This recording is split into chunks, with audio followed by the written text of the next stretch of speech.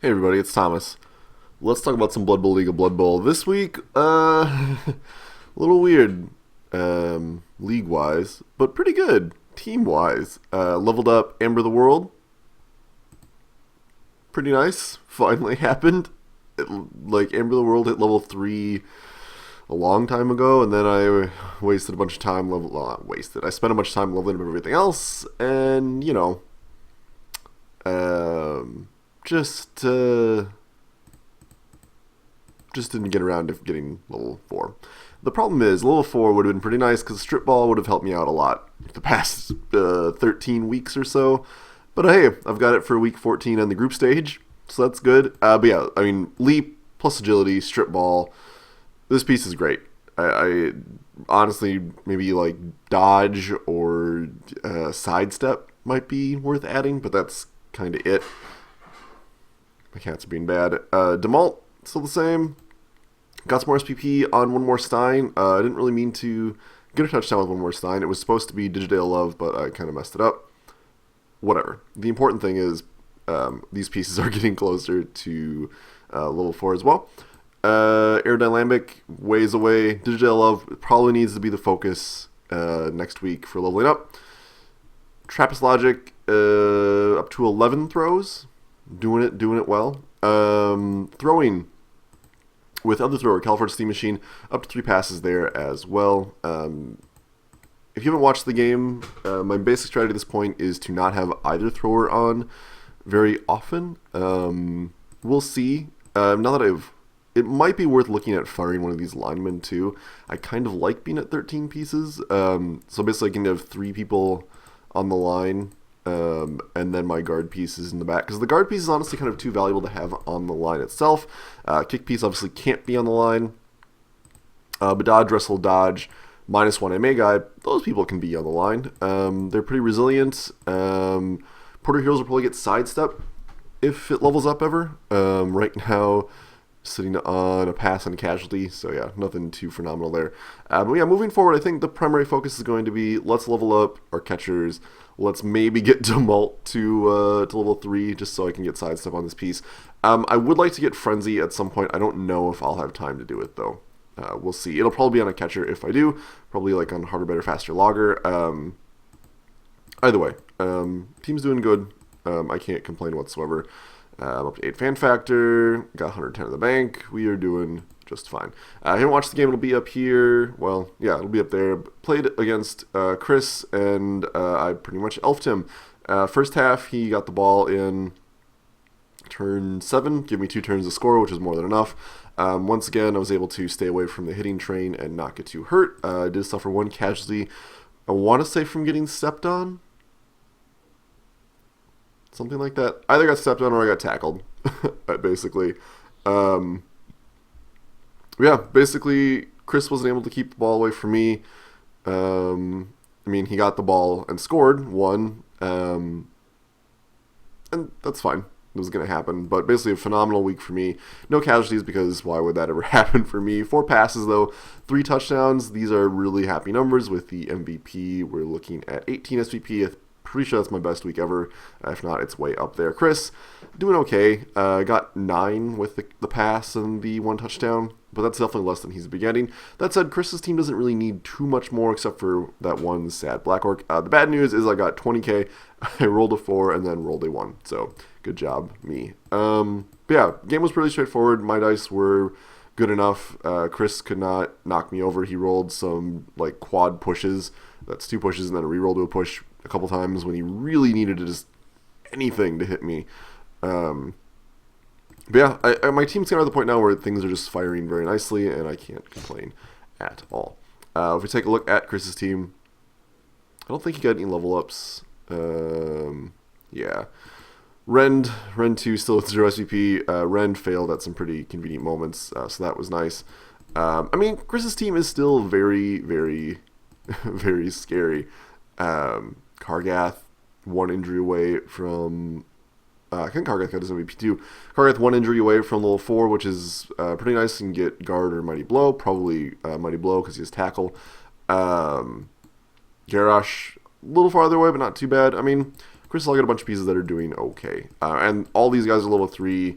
Team value is in great shape. He's got tons of money. I mean, there's not a lot that he needs to do except be luckier against the elf teams. Other matches of the week. This matchup is a forced tie, and I guess we might as well talk about this now.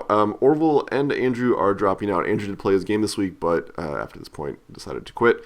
Andrew's not having a good time. Orville, I guess, does not like getting fouled on so much that he is just done playing in our league. That's a little unfortunate. Not a lot to say there. Yeah, Layla also agrees. It's very unfortunate. But yeah, there's not a lot I can say. Let's take a look. I mean, we won't be reviewing their teams anymore. Let's take a look at Zach's team, since he had a free week, basically. Level up on the Yeti, which mixed blessing, I guess.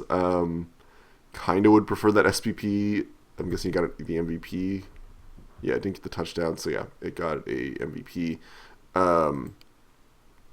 I'm guessing he would wish that this MVP had gone to one of his other pieces, like this werewolf.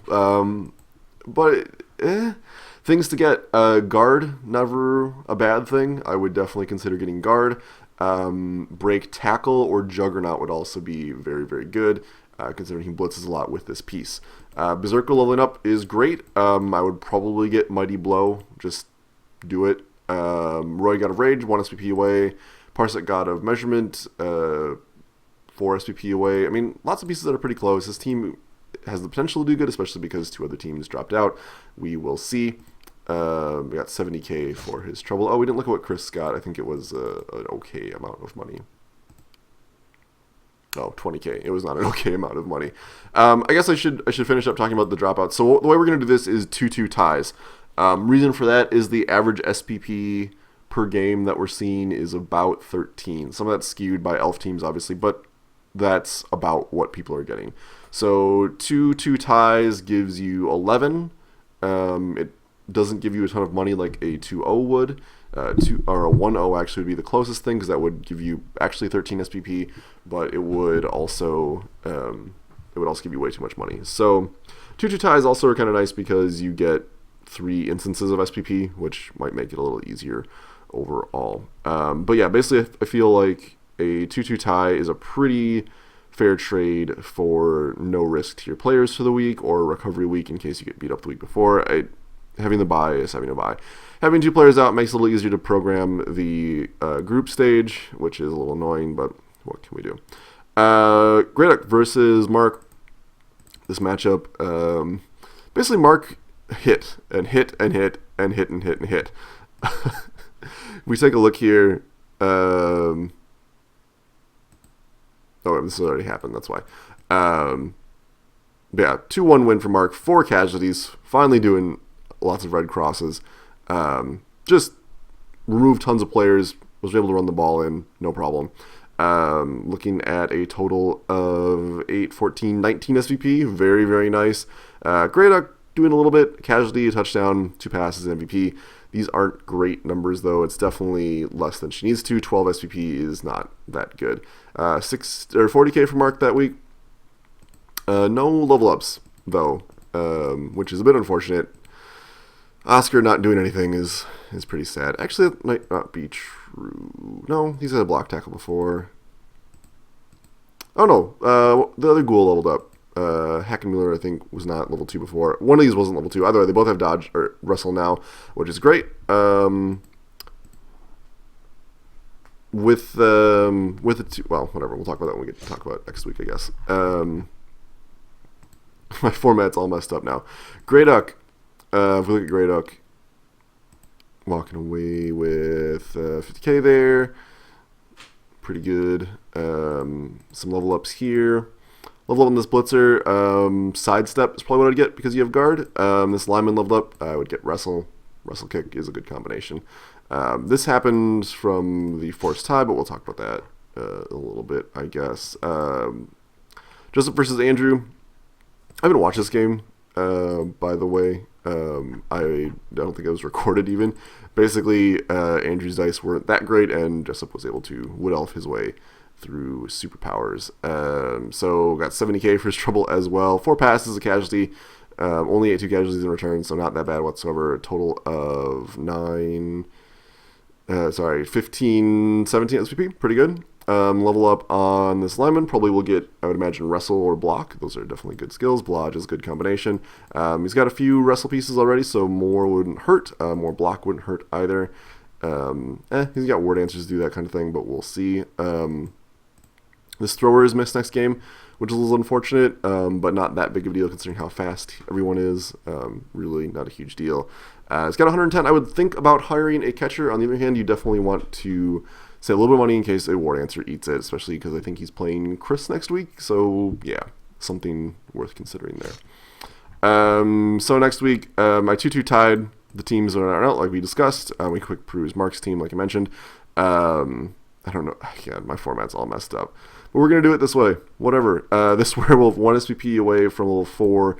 This werewolf is 4 SVP from level 4. So pretty good odds that we will see both these pieces hit level 4 by the end of the season. I'm not sure what to get on them because it really depends on what they roll. Dodge, sidestep. Probably sidestep, honestly. Prevent them from getting counter surf. That's probably what I would lean towards doing. Sidestep in general is really good on a piece like Werewolf. Great Duck we already kind of looked at. Again, wrestle kick, sidestep. No other real changes. This team is struggling a little. This Mock Hebler might be worth firing. 6 armor value assassins. She could actually buy a new assassin, a new lineman. Having a 4th lineman would allow this kick piece to be off the line, still have 3 linemen on the line. Might be worth considering. I would just get rid of this piece. It's got 0 SVP. 6 armor is not enough to do anything, honestly. So it's all of her money. It's kind of a risk. Certainly a debatable choice for sure. Could certainly just fire the assassin and hire the 4th lineman. Worth considering. Hire a runner or 2 would be a bad idea. I don't know. She's got some choices. Dark Elves are kind of a weird spot eventually where their team value goes a little crazy. So actual games this week. We only have 2. Makes it a little easier to map things out. I'm playing Zach. Actually, I can do this pretty soon. Let's see, so 1340, assuming normal skill ups. Obviously, by the way, if the Yeti rolls doubles, you should get block. It's not a contest at that point. All right, 1740. So I'll be giving away a good 400k. Lots of things could go not my way then. If he gets like a Halfling Master Chef and goes to town on me, things could be real bad. He could get a wizard and some other stuff. There's a lot of choices at 400k. I think he can get all of the... can he get... I'm trying to remember how much... Yeah, we'll just quick look. I'm trying to remember how much all of the fun star players cost. Morgenthorg is mercifully 430, so that's good. The Loner Yeti is probably not that great because it just has like thick skull and +1 strength. At that point. No one else is really that good. I don't remember. I think any of the really fun ones are in the game. I'm pretty sure that it's just the, I think Zara the Slayer, the Yeti, and Morgenthorg are the only ones that are actually in the game. Zara the Slayer could be okay, but not really. Stab is fun, I guess, but whatever. So we'll see. Basically, if he goes like Master Chef, I could be boned. Because I need rerolls. I don't need as many rerolls as I used to, but I do need rerolls. So we'll see. I'm not quite sure what I'm going to do with this game. I'll probably be fine, though. I have Strip Ball. I've got the ability to run around. As long as I don't try to fight him too hard, I should be fine. Because even as weakened state, Zach can definitely beat me up. That said, if I can get some injuries as well, things could go great. I think I'm going to win this game pretty handily. But we'll see. Bad things could definitely happen to me. Other matchup, Chris versus Jessup here. Chris sitting at 1630 team value. Jessup, what you got? Jessup will be at 1620, so nobody getting anything. Last time these teams fought, Zach lost pretty convincingly. Or not Zach, Jessup lost. Well, Zach lost as well, but Jessup lost pretty convincingly. I don't really see that being different this time around. Jessup is kind of stalling out on his team. He's got a lot of linemen that all have 1 level up, and that's about it. He doesn't have really tons of premier skills. He does have a fair amount of wrestle. He is still a Wood Elf player. So, I mean, there's lots of room for this team to do bullshitty things. But my concern is, I mean, Jessup loves to fight with these low AV teams, and Orcs are not a team to fight. They're just not. You can't run into them, or they will just run back. They don't even run back, they'll just smack you back and walk over your broken bones. So we'll see, barring like some insane like plus strength or guard roll on this piece. I'm not seeing it going Jessup's way. Very possible, you never know. But basically Jessup has to play safety elf, and I don't know if he's ever done that. He hasn't needed to all season, so there we go. But yeah, or Chris's Orcs are definitely in a position to beat him up. Let's take a look at groups. So the way I'm probably going to end up doing groups, because of the double dropouts, is we're going to kind of scale everybody to 6 places. So even though Zach is probably rooted in, even if he wins, he'd technically still be in 8th. So we would just move him up to 6th effectively. And then probably do like 1, 4, 6, and then 2, 3, 5, something like that. So for example, if people stayed where it is, it would be a group of Mark, Chris, and Zach, and then it would be it would be elves and everybody else if things stay as they are now. Mark and Greta already have their points assigned, so assuming that my predictions hold sway, I will tie Mark first, Chris will be in 2nd, Jessup will be in 4th. So that's what we're looking at there. That's what we're going to do for group separation, and then we'll just chuck Andrew and Orville wherever they fit, basically. Yeah.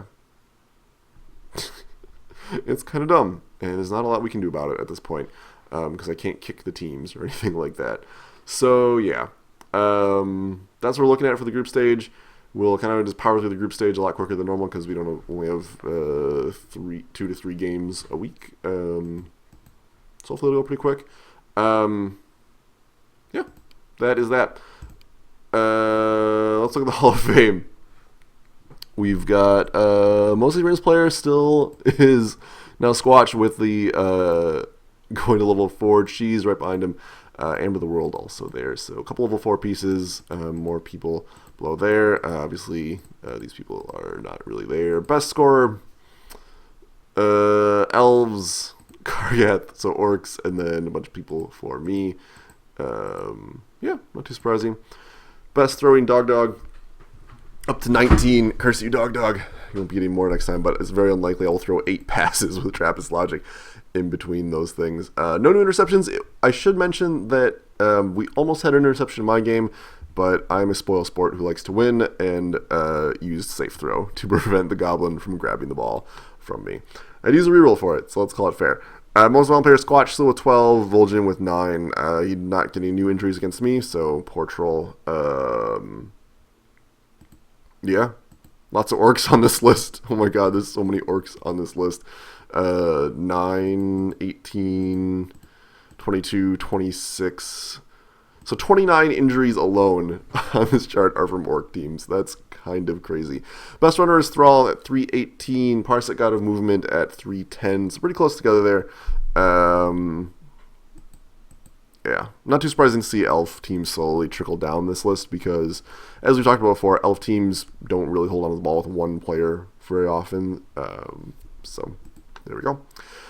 Best throw in terms of yards, Dog with all the passing, short passes though, and then Traps Logic right there. Yes, moving on up in the world. Thrall, Chris has been so lucky with his throws this season. It's kind of incredible. Everybody's been throwing a lot, which is kind of cool. Best killing, we actually didn't have any deaths this week, from what I remember. Yeah, no deaths this week. I mean,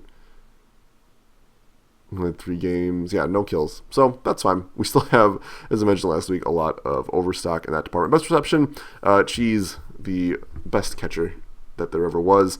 Lots of elves on this list. Only 2 human players on this list, but they don't count because they're not in the league anymore. So whatever.